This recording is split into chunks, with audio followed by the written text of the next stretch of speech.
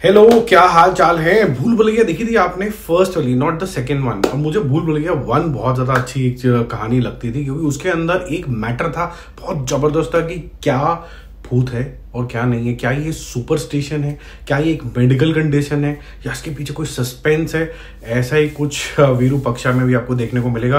अच्छी बात ये है कि तेलुगु सिनेमा के अंदर हमने बहुत सारा डिशुम डिशुम डिशुम डिशुम डिशुम डिशुम डिशुम देख लिए, और यहाँ पर आपको कुछ थोड़ा सा मिश्रण दिखेगा सुपर नेचुरल थ्रिलर के रूप में। एक गाँव है, उसका नाम है रुद्रवनम, और ये कुछ यहाँ पर गड़बड़ सी हो रही है जब यहाँ पर हीरो साहब पहुँचते हैं, साई धर्मा तेज जो सूर्या है यहाँ पर, और उनको क्या कुछ यहाँ पर सामना करना पड़ता है और वो कैसे सॉल्व करता है इसको, वही सब यहाँ पर आपको देखने को मिलता है। तो मूवी को डिटेल में जानेंगे, बट ये जो तेलुगु मूवी है जिसके अंदर इतना दिमाग लगाया जा रहा है, एक्शन भी है इसके अंदर, बट कहीं ना कहीं फ्लेवर आपको थोड़ा सा मलयालम मूवी का भी मिलता है, जहाँ पर बातचीत और जॉइनिंग द डॉट्स वाला मैटर भी होता है। फिर एंड में एक बड़ा रिवील होता है, ऐसा नहीं है कि बीच में ही हो गया, फिर डिशुम डिशुम चलती चली जा रही है, या फिर किसी को डिग्रेड कर रहे हैं, किसी को भगवान बना दिया, ऐसा नहीं है।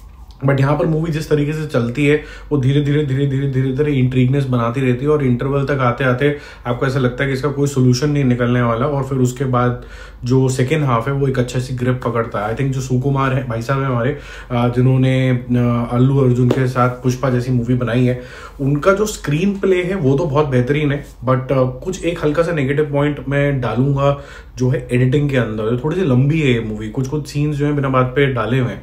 और अच्छी बात यह है कि जो डायरेक्टर साहब है कार्तिक दांदू, उन्होंने क्या किया है कि ऐसी फीलिंग आती है कि जब वो डायरेक्ट कर रहा है तो उसके दिमाग में एक विजन है। और मैं उसको एग्जाम्पल क्या दूं मैं आपको, आपने शोले देखी होगी, तो शोले बनाते बनाते एक विजन होता है कि ये शोले का टेक्सचर, ये सब चीजें कैसी दिखेगी।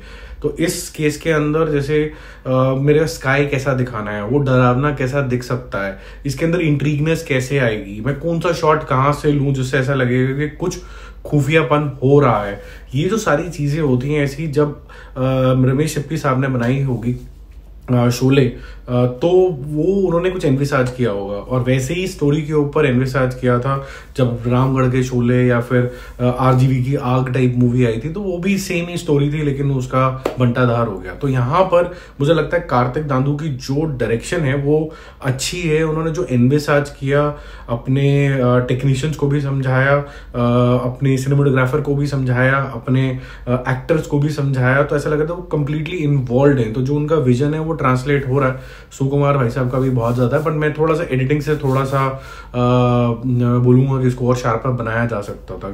फिलहाल जो कुछ होता है ट्रेलर के अंदर आपको काफी हद तक पता चल जाता है कि विलेज है रुद्रवनम, और यहाँ पर जब पहली बार सूर्य आता है, यानी कि साई तेज आता है, तो वहां पर कुछ ना कुछ उल्ट पुल्ट होता रहता है, साथ में लव स्टोरी भी चलती रहती है। सुयक्ता मेनन नंदिनी का इंट्रोडक्शन होता है, और जब यहाँ पर कुछ अजीब तरीके से मर्डर हो रहे होते हैं तो एक गाँव का जो सेगमेंट है वो सुपरस्टिशन में चला जाता है, और वो सुपरस्टिशन से उसको सॉल्व करना चाहता है और ये रैशनली करना चाहता है, और ये दोनों चीजें ओवरलैप होती रहती हैं। और क्योंकि ये ओवरलैप होती रहती हैं, ये आपको भी क्वेश्चन करती रहती है ये सही है या ये सही है, तो आपका जो टेक्सचर होता है वो एग्जैक्टली वही बन जाता है जो आपने भूल भुलैया के अंदर देखा था। और साथ में आपको साउंड और जो मिस्टीरियस स्काई, जैसे मैंने आपको बताया, जो एनवायरमेंट बना है वो रगड टाइप ही है, विलेज टाइप ही है, लेकिन अगर रात का सीन है तो बहुत डार्क सिचुएशन में आपको जो लैंप है, या हल्की सी रोशनी है, या हल्की सी परछाई है, या फिर थोड़ा सा कई बार जंप स्केयर भी है, उसके अंदर हल्की सी एक अजीब सी ब्राइटनेस होगी जो आपका ध्यान वहीं पर ही लेके जाती है।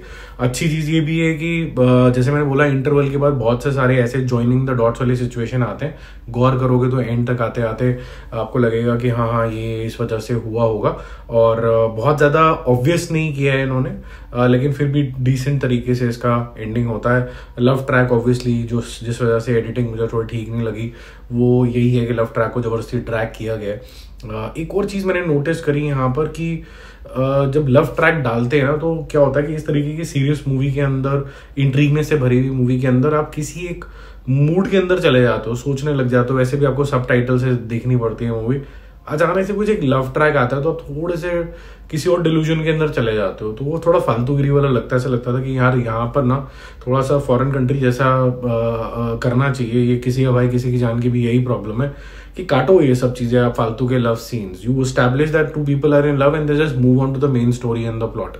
तो साई धर्म का जो एक्टिंग है वो अच्छा है, एक्शन सीक्वेंसेस बहुत अच्छे हैं, सोचने समझने का फ्लैट चेहरा ये काफ़ी अच्छे तरीके से दिखाया। बट कहीं कहीं जगह पे एक वेरिएशन चाहिए कि भाई अभी मैं लव का इमोशन कर रहा हूँ और अभी मैं सोचने का इमोशन कर रहा हूँ, अब मुझे कुछ एक चीज़ क्रैक कर ली मैंने दिमाग में, तो जब उसने क्रैक कर ली कर तो ली, लेकिन वो जो भाव है मेरी तरफ नहीं आता, वो बाद में आता जब सबटाइटल पढ़ लेते हैं। और अदरवाइज मूवी ठीक है, आप देखोगे इंजॉयबल है। इसका जो एंड है जैसे मैंने बोला वो सेटिस्फैक्ट्री है, ऐसा कोई रश्ड अप नहीं है, और ऐसा भी नहीं है कि आपको बहुत पहले रिवील हो जाता है। कुछ लोग मेरे ख्याल से गेस कर लेंगे क्योंकि बहुत सारा सामान जो है OTT के ऊपर आ चुका है, और वो इस तरीके का लिंकेज बिठा लेंगे क्योंकि स्टोरी जैसी आगे पीछे होती है, जब पीछे की स्टोरी जाती है तो कुछ ना कुछ लिंकेज हल्का फुल्का बिठाना शुरू कर दे। तो इससे ज़्यादा मैं आपको बताऊंगा नहीं।